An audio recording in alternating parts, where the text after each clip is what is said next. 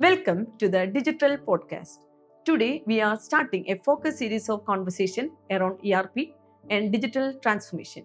In this episode, we will explore when organizations truly need ERP, what makes implementation successful, and how to choose the right partner.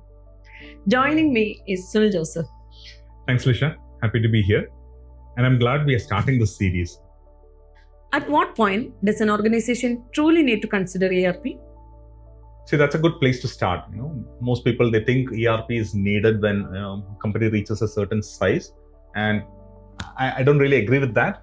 In my opinion, ERP becomes necessary when leadership starts losing clarity and control, when getting accurate numbers takes days, or when finance, sales, operations, they don't fully trust each other's data. When growth starts creating confusion instead of momentum, that's usually the tipping point. So it's not really about revenue. It's about complexity, I would say.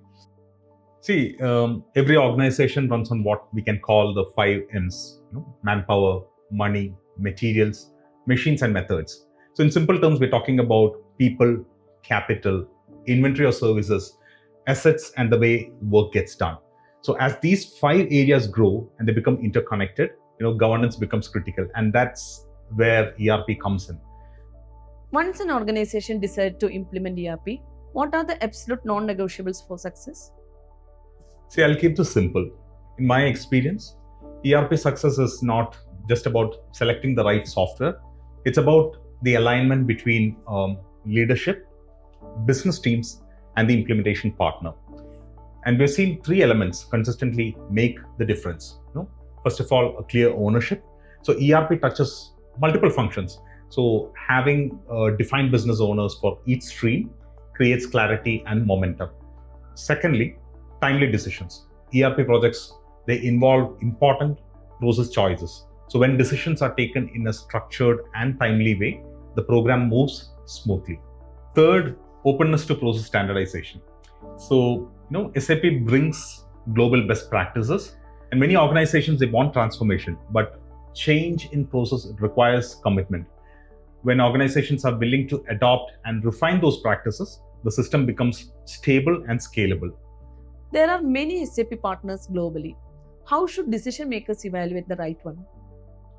I believe choosing the right partner is less about brand size and it's more about fit and mindset.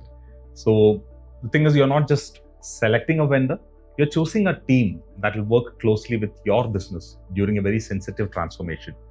So I usually suggest 3 practical checks. The first, who is the actual team that will deliver the project? So we're not talking about the vendor sales presentation team, but the people who will be in workshops and design discussions. And second, how do they approach standardization versus customization? A mature partner would protect the long-term system stability. And third, how do they plan beyond go live? Because the real value in an SAP implementation, it's realized during stabilization and adoption. To summarize, a strong partnership is built on transparency, technical depth, and mutual trust. So when that alignment exists, ERP would become a long-term asset rather than just being a completed project. It was a good discussion. Thank you, Sunil.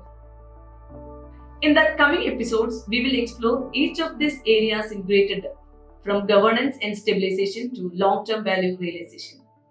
If you found this conversation useful, stay tuned for the next episode of Digital Podcast. Thank you all for joining us.